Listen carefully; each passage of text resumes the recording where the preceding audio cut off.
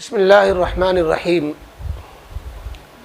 قربانی میں جو جانور حلال ہوتے ہیں یا اور دنوں میں جو حلال جانوروں کو ذبح کیا جاتا ہے، اس میں حلال جانور کی سب چیزیں کھانا حلال نہیں ہوتا ہے۔ لہذا اب ہمیں یہ سمجھنا ضروری ہے کہ حلال جانوروں کی کون کون سی چیزیں منع ہیں، جن کا کھانا ہمیں مکروہ قرار دیا گیا ہے یا حرام قرار دیا گیا ہے۔ دیکھیے، حلال جانور کی تقریباً سبھی چیزیں حلال ہوتی ہیں۔ اس کی آنکھ بھی حلال ہے، اس کے بال بھی حلال ہے، اس کے کھال بھی حلال ہے۔ جیسے سری ہوتی ہے، اب سری میں اس کی زبان اور اس کے کان اور اس کے جو ہے آنکھیں اور اس کے بال، یہ سب بھون کے کھائے جاتے ہیں، اس میں کوئی حرج نہیں ہے۔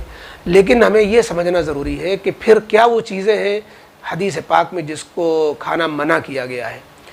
اس میں سے ایک چیز تو بالکل ہی حرام ہے، قرآن کریم نے اس کو صریح لفظوں میں حرام کیا ہے، دمم مسفوحن، جس کو کہتے ہیں دم سائل، بہنے والا خون۔ قربانی کرتے ہوئے جو جانور کی حلق سے خون ذبح ہوتے وقت نکلتا ہے، وہ خون بالکل نجس ہوتا ہے، ناپاک ہوتا ہے۔ اسی سے یہ بات بھی سمجھ لینا چاہیے کہ بعض لوگ کہتے ہیں کہ قربانی کا خون نالی میں نہ بہے۔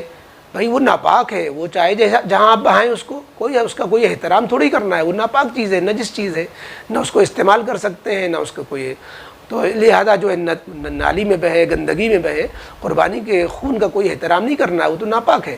تو بہرحال جن چیزوں کو کھانا منع اس میں سے ایک تو خون ہے، لہذا اس خون کو نہ بیچا جا سکتا ہے، نہ کھایا جا سکتا ہے، نہ اس کا ذخیرہ کیا جا سکتا ہے، نہ کسی اور کام لایا جا سکتا ہے۔ یہ تو ہوا قربانی کا خون یا کسی بھی حلال جانور کا خون۔ باقی اور چیزیں منع ہے، سب ملا کر کے 7 چیزیں منع ہیں، لیکن خون تو بالکل ہی حرام ہے۔ باقی جو 6 اور چیزیں ہیں ان کو مکروہ تحریمی کہا جاتا ہے، حدیث پاک میں اس کو بھی منع کیا گیا ہے۔ ان چیزوں کو شمار کر لیا جائے، محفوظ ذہن میں رکھا جائے، اور بعض چیزیں رواج میں اس کو دیکھا گیا کہ اس کو لوگ کھا رہے ہوتے ہیں۔ کسی کا کھانا یا کسی کا استعمال کرنا یا کسی کا جو ہے عام ہو جانا، یہ کسی چیز کے جائز ہونے کی دلیل نہیں ہوتی ہے۔ کسی بھی چیز کا جواز قرآن و حدیث سے، شریعت سے ملا کرتا ہے۔ تو لہذا ہمیں سمجھنا چاہیے کہ وہ کیا کیا چیزیں جنہیں ہمیں پرہیز کرنا ہے ان سے کھانے سے۔ ایک تو ہوتا ہے کہ کسی بھی اگر بکری ہے، مادہ جانور ہے، تو اس کی جو شرمگاہ ہے وہ حصے کو علیحدہ کرنا ضروری ہے، اس کو کھانا مکروہ تحریمی ہوتا ہے۔ اسی طریقے سے نر جانور کی جو پیشاب گاہ ہے وہ بھی منع ہے، جس کو ذکر کہتے ہیں، تو وہ نر جانور کی پیشاب گاہ کو نکال کر کے ہٹانا ضروری ہے۔ اور یہ 3 چیزیں ہوئی، خون، مادہ جانور کی شرمگاہ اور نر جانور کی پیشاب گاہ۔ چوتھے مثانہ، جس میں پیشاب جمع ہوتا ہے، پیشاب کی تھیلی ہوتی ہے، اس کو بھی علیحدہ کرنا ضروری ہے۔ اس کو جو ہے گوشت میں شامل کرنا جائز نہیں ہے، ورنہ پورا گوشت خراب ہو جائے گا، مکروہ ہو جائے گا۔ اور 5ویں مرہ، جسے پتا بولتے ہیں، جو جگر کے پاس تھیلی لٹکی ہوتی جس میں پت جمع ہوتا ہے، وہ بھی کھانا منع ہے۔ یہ 5 چیزیں ہوئیں۔ چھٹی چیز خصیتین، جس کو کپورے بولتے ہیں۔ افسوس ہے کہ لوگ بعض دفعہ کپورے خرید کر کے باقاعدہ شوق سے کھا رہے ہوتے ہیں، لیکن کسی چیز کا کھانا یا چلن ہو جانا، جیسا کہ عرض کیا گیا، شراب لوگ پی رہے ہیں تو شراب حلال تھوڑی ہو جائے گی۔ تو خصیتین اگر کوئی کپورے کھا رہے ہیں، ہوٹلوں میں بک رہے ہیں، اور اس کو، تو یہ مکروہ چیز کھا رہے ہیں، گناہ کر رہے ہیں، وہ مکروہ تحریمی کا ارتکاب کر رہے ہیں، اس کا کھانا جائز نہیں ہے۔ 7ویں چیز ہے غدود۔ غدود غدے کو کہتے ہیں۔ غدہ کا مطلب ہوتا ہے گانٹھ اور گٹھلی، یعنی جیسے جو جانوروں کے کھال اور گوشت کے درمیان کبھی گانٹھ جمع ہو جاتی ہے، خون جمع ہو جاتا ہے یا گانٹھ جمع ہو جاتی ہے، ایک زائد جو ہے حصہ نظر آ رہا ہوتا ہے، تو کھال اور گوشت کے درمیان جو جانوروں میں عام طور پر گٹھلی جو ہے گلٹی ٹائپ کی جمع ہو جاتی ہے، اس کو غدود بولتے ہیں، اس کو بھی کھانا مکروہ ہے۔ تو یہ چیزیں ہیں جن کو حرام قرار دیا گیا ہے۔ خون کو تو حرام اور باقی کو مکروہ۔ نمبر 1 خون، نمبر 2 مادہ جانور کی شرمگاہ کا حصہ، نمبر 3 ہر نر جانور کی پیشاب گاہ، نمبر 4 مثانہ یعنی پیشاب کی تھیلی، اور نمبر 5 پتا یعنی کلیجے کے پاس جو پت کی تھیلی لٹکی ہوتی ہے، اور نمبر 6 خصیتین، جس کو کپورے بولتے ہیں، نمبر 7 غدود۔ اب یہاں پر آگے ایک چیز سمجھنے کی اور ہے کہ ایک یہ بھی مشہور ہے کہ حرام مغز حرام ہے۔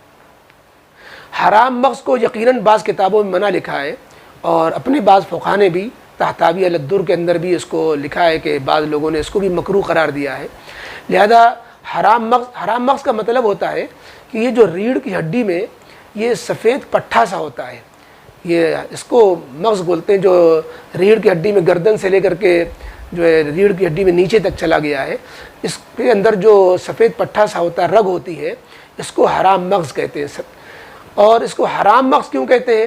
اصل میں یہ جو قصاب لوگ جب قربانی کرتے ہیں تو قربانی کرنے کے بعد جانور کو جلدی ٹھنڈا کرنے کے لیے وہ گردن سے جو وہ حرام مغز نیچے تک گیا ہوا اس کو کاٹ ڈالتے ہیں۔ اس کو کاٹنا منع ہوتا ہے قربانی کرنے میں، اس لیے اس کو حرام مغز کہتے ہیں۔ اصل میں یہ حرام مغز نہیں تھا، بلکہ بعض حکیموں نے لکھا کہ یہ آرام مغز ہے۔ آرام مغز بیمار آدمی جس کو ریڑھ کی ہڈی میں تکلیف رہتی ہو اس کو یہ تل کر کے کھلایا جاتا تھا، الگ سے نکال کر کے۔ اب لوگ چونکہ حرام مغز کو حرام سمجھتے ہیں تو باقاعدہ اس کا تکلف کرتے ہیں کہ جانور کو ذبح کرنے کے بعد ریڑھ کی ہڈی سے وہ حرام مغز کو بتکلف جدا کرتے ہیں۔ تو بہتر تو یہی ہے کہ جدا کر دیا جائے، کیونکہ جب بعض فقہا نے اس کو منع لکھا ہے، اگرچہ اس کے منع ہونے کی دلیل کوئی نہیں لکھی ہے، اسی لیے اس کی تعویل کی گئی ہے کہ تبعی کراہت اس میں ہے۔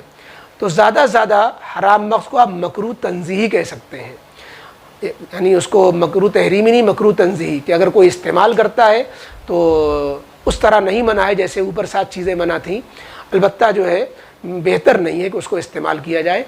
اور اسی طریقے سے اوجھڑی کو بعض لوگ جو ہے اس سے گھن کرتے ہیں، اوجھڑی کو مکروہ سمجھتے ہیں، منع سمجھتے ہیں، کہتے ہیں حلال نہیں ہے، حالانکہ ایسا نہیں ہے۔ اوجھڑی کے اندر چونکہ کھانا بھرا ہوا ہوتا ہے، لیکن جب آپ اس کو جو ہے نجاست کو، غلاظت کو نکال لیں، دھو دیں، صاف کر لیں، اور اس کے بعد صاف کرنے کے بعد اس کو پکایا جائے تو بہت لذیذ چیز ہوتی ہے۔ شریعت نے اوجھڑی کو منع نہیں کیا ہے، تو جس طرح اوجھڑی کو منع نہیں کیا، کھال کو منع نہیں کیا، اور اسی طریقے سے تو اوجھڑی بھی صاف ستھرا کر کے کھائی جا سکتی ہے، اور حرام مغز بھی کراہت کے ساتھ، کراہت تنزیہی کے ساتھ اس کو استعمال کی اجازت ہے۔ باقی 7 چیزیں جو اوپر ذکر کی گئیں یہ تو اس سے مطلقاً پرہیز کرنا چاہیے، اور ہمیں جو ہے ان 7 چیزوں سے پرہیز کرنے میں احتیاط کرنا چاہیے، اس لیے کہ پرہیز بھی کرنا چاہیے، احتیاط کرنی چاہیے، کیونکہ ہمیں اس کی تمیز نہیں ہوتی، تو ہمیں قصاب سے چاہیے کہ ہم اس سے صراحتاً کہہ دیں کہ بھائی ان چیزوں کو ہمارے جانور سے بالکل دور کر دو، صاف کر دو، اور ہمیں پھر اس سے علاجہ کر کے گوشت حوالے کرو۔